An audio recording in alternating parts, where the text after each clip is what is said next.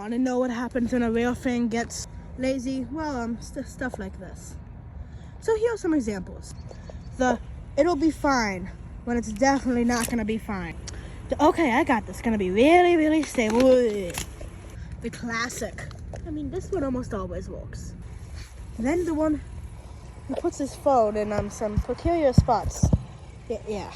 My all-time favorite. I mean, this one's just amazing. You're just too lazy to extend the other two tripod legs, so you just decide to put the tripod on the fence. I mean, it is so good. So,